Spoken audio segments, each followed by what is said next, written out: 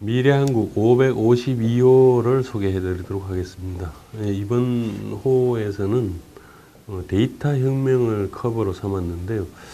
데이터라고 한다면은 우리 생활 주변에서 일어나고 있는 여러 가지 크고 작은 소식들, 또 여러 가지 일들, 이런 것들이 결국 작게 보면 데이터고, 이것들을 모으면은 어떤 의미가 있는 정보로 바뀌게 된다고 합니다. 그리고 그 정보가 쌓이면은 이른바 우리가 얘기하는 빅데이터가 되겠죠. 그래서 저희 미래한국이 이번에 다루고 있는 데이터 혁명이라고 하는 것은 사실 빅데이터가 만드는 세상이 어떻게 달라질 것인가라고 하는데 시선을 맞추고 있습니다. 그 한정석 위원이 세계는 데이터 혁명 중이라고 하는 취지로 지금 이 데이터와 관련된 어떤 사회 변화, 어떤 산업 구조 안에서의 역할, 또 이것을 기반으로 하는 어떤 부의 창출, 이런 것들이 어떻게 진행되고 있는가라고 하는 것들을 개괄적으로 살펴봤고요. 그 다음에 박성현 위원께서는 그 데이터, 특히 그 빅데이터 중에서도 공공기관이 보유하고 있는 일종의 공공데이터, 이것들을 데이터 경제 시대에 맞춰서 어떻게 활용할 수 있는가라고 하는 것들에 대한 그 코멘트를 하고 있습니다. 가능한 한 그 공공 데이터에 대한 개방과 활용, 이런 것들을 촉구하는 그런 내용이 되겠습니다. 그리고 그 박주현 기자가 정리를 했는데, 이제 공공 데이터로 부를 창출하는 사람들이라고 하는 제목으로 좀 정리를 했습니다.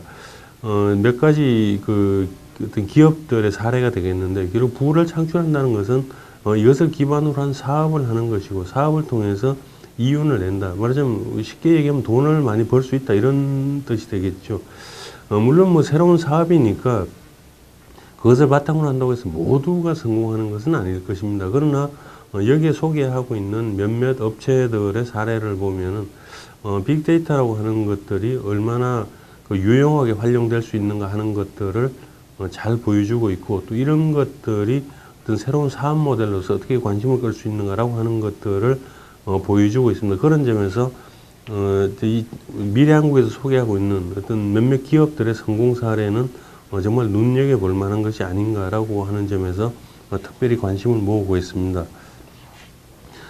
그리고 이런 빅데이터가 이제 새로운 어떤 사업의 영역으로 부각되고 있고, 또 새로운 트렌드로 변화하고 있는 가운데서 공정거래위원회는 현재 구글에 대해서 뭔가 이게 공정거래에 저촉되는 사안이 있지 않는가, 또 독과점에 관한 문제가 제기되지 않는가라고 하는 것들을 언급하면서 뭔가 구글을 좀 규제할 필요가 있다라고 하는 취지로 하는 그 행동들을 보이고 있습니다. 김상조 공정거래위원장의 어떤 태도에서 구글의 문제점을 좀 들여다보겠다라고 하는 취지로 이렇게 코멘트를 하고 있는데, 좀 들여다보겠다라고 하는 의미가 단순히 그냥 서류만 보겠다, 이런 의미는 아니겠죠. 뭔가 그 구글이 보이고 있는 그 어떤 양태 중에서 뭔가 문제가 있지 않는가라고 하는 것들을 지적하는 경우라고 하겠습니다. 그래서 그것이 어떤 내용들인지 좀 살펴보시면 좋겠고요. 도널드 커크 편집위원이 정리한 내용입니다. 이제 이게 빅데이터 시대가 되는데, 과연 빅데이터가 사람들에게 유용하기만 할 것인가, 아니면 이 데이터라고 하는 것이 결국 사람들을 뭔가 규제하고 올가매는 데 쓰이고 있는, 통제하는 데 사용되는 어떤 그런 수단으로서 어떤 빅브라더 역할을 하지 않을 것인가라고 하는 것들에 대한 우려를 이게 담고 있습니다. 그런 새로운 현대화된 기기들은 우리 생활에서 어떤 여러 가지 편리함을 주기도 하지만은, 그것으로 인해서 변화된 생활은 결국 그것이 없으면 존재할 수 없는 그런 구조로 변하고 있지 않은가, 이렇게 생각을 해볼 수가 있겠습니다. 그런 점에서 빅데이터가 몰고 오는 변화, 또는 그것이 만들어내는 세상에서는 결국 어떤 빅데이터가 주는, 거기서 얻을 수 있는 여러 가지 중요한 정보, 지식, 이런 것들이 갖는 긍정적인 측면이 있는 반면에, 어떤 생활을 통제하고 규제하고 누군가가 내 개인 생활을 들여다볼 수 있다라고 하는 그런 어떤 통제의 어떤 역할, 거대한 어떤 빅브라더 사회가 되지 않는가라고 하는 것들에 대한 우려를 동시에 한다고 할 수 있겠습니다. 그런 점에서 그 손병희 인하공전 컴퓨터 시스템 공학과 교수님이 대담을 해주셨는데, 이제 그 데이터와 정보와 빅데이터, 이 상관관계 속에서 과연 우리가 어떤 그 대응을 하고 좀 생활의 어떤 그 수단으로 이용을 하고 대응을 해야 될 것인가라고 하는 것들에 대해서 좀 정리를 해 주셨습니다. 송 교수께서는 이런 어떤 빅데이터 사회에서 어떤 컴퓨터라든지 인터넷 정보 같은 것들이 어떻게 활용되고 있는가라고 하는 것들에 대해서 아주 세세하게 그 지켜보고 연구하면서 어떤 앞으로 대응 방향에 대한 이런 어떤 가이드를 해주시는 그런 전문가라고 하겠습니다. 그 탈원전 정책, 그 고리 원자력 발전소의 어떤 중단, 또 신규 또 핵발전소의 중단 이런 것들을 지금 그 문 대통령 정부에서는 계속 발표를 하고 있고 또 중요한 이슈로 제기되면서 이것에 대한 뭐 여론에 대한 반응이 상당히 뜨거운 상태라고 할 수 있겠습니다.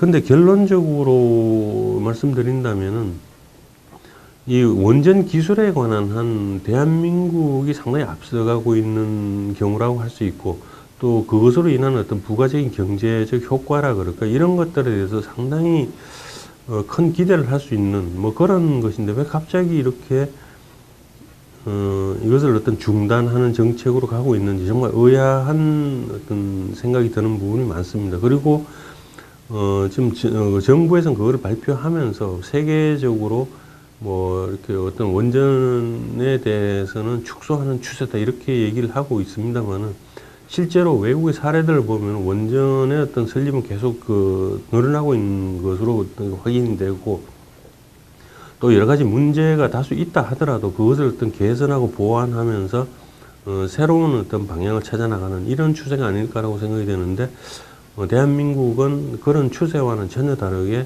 원전을 없애겠다라고 하는 쪽으로 움직이고 있어서 많은 사람들이 걱정하고 있는 이런 대상이라고 하겠습니다. 그리고 좀 더 이렇게 확대해서 본다면 원전이라는 게 단순히 어떤 환경 문제에 그칠 것인가 이렇게 보기엔 좀 어려운 것 같습니다. 정부 쪽에서는 원전을 중단하면서 그 배경으로 어떤 환경운동가들, 환경론자들의 주장을 인용하면서 뭔가 문제가 많이 있다라고 하는 식으로 얘기를 하고 있습니다만은 과연 그 환경의 문제가 지금 우리가 에너지를 사용하지 않고 우리가 생활할 수 있는 구조인가라고 하는 점에서는 과연 환경론자들의 주장이 어떤 설득력이 있는가라고 하는 점에서 상당히 의문이라고 하겠습니다. 그리고 이번 주 인터뷰에서는 그 박은영 변호사를 모셨는데요. 국제거래 분쟁 그 전문 인력 전문 담당 변호사입니다. 그러니까 국제중재 전문 담당 변호사라고 할 수 있겠는데 우리나라에서는 대단히 좀 이례적이라고 할 만큼 국제중재에서 평가를 받고 있는 이런 인물이 아닐까라고 생각을 합니다. 그래서 더불어서 이제 지금 그 국제중재 그 기업 활동 중에서 국제 분쟁으로 번지고 있는 여러 가지 문제들을 해결하는 데 있어서 과연 얼만큼 인력이 필요하고 또 이런 것들을 우리는 어떻게 대응하고 있는가라고 하는 것들을 더불어서 살펴봤습니다. 그리고 그 제가 좀 정리한 내용이긴 한데 스크린 쿼터 축소에 관한 얘기를 좀 정리했습니다. 스크린 쿼터라면 여러분들은 뭐 많이 말씀을 들어보셨죠. 근데 구체적으로 그것이 어떤 내용인가라고 하는 것에 대해서는 잘 이해하기가 어렵지 않을까라고 생각합니다. 사실 2009년 정도, 2010년을 전후한 무렵에 스크린 쿼터를 두고 이게 축소를 해도 된다 또는 폐지를 해야 된다라고 하는 주장과 스크린 쿼터를 줄이거나 폐지하게 되면 한국 영화는 당장 망할 것이다. 미국 그 문화가 일방적으로 한국을 덮쳐서 한국은 어떤 미국 문화의 식민지가 될 것이다 라고 하는 어떤 논란들이 있었습니다. 그래서 그 과정에서 문화 주권이라고 하는 용어도 튀어나왔고 또 이게 미국 문화를 이렇게 우리가 뭐 함부로 이렇게 받아들여서는 안 된다라고 하는 어떤 일종의 반미 정서도 상당히 강하게 나타났다고 할 수 있겠는데 한국 영화가 미국 영화에 밀려서 이렇게 아주 사라질 것이라고 하는 우려와는 달리 지금의 한국 영화는 정말로 대단히 그 강력한 힘으로 세계 시장을 개척해 나가고 있다 이런 평가를 할 수 있겠습니다. 이것도 뭐 제가 쓰긴 했습니다만은 좀 관심 있게 한번 살펴보시면은 그동안에 한국 영화가 어떻게 변했는가라고 하는 점에서 좀 참고가 되실 거라고 생각이 됩니다. 그리고 더불어서 이제 동성애 관련된 영화와 또 동성애에 대한 어떤 그 문제점과 치료 뭐 이런 내용들을 다루기도 했습니다. 동성애에 관한 논란도 상당히 뜨겁습니다만 지난호와 그 지지난호를 통해서 계속 소개를 드렸기 때문에 좀 지난호들을 좀 살펴보시면 참고가 되겠습니다. 더불어서 지금 그 미래한국에 게재된 기사 내용들은 그 인터넷을 통해서 검색을 할 수 있습니다. 미래한국 사이트에 들어오시면은 뭐 이번 호뿐만 아니라 지난 호들까지도 다 정리가 되어 있기 때문에 혹시 뭐 책으로 통해서 그 보시기 어려운 분들 또는 보지 못했던 분들은 인터넷을 통해서 살펴보시면은 저희들이 좀 공들여 만든 기사들을 살펴보실 수 있겠고 또 다른 매체들에서는 찾아보기 어려운 내용들도 있기 때문에 저희들 쪽에서는 좀 가능한 한 좀 많이 보시라고 권유해 드리는 바입니다. 552호 소개를 이렇게 마치고 다음 553호를 기다리면서 이 시간을 마무리하도록 하겠습니다. 고맙습니다.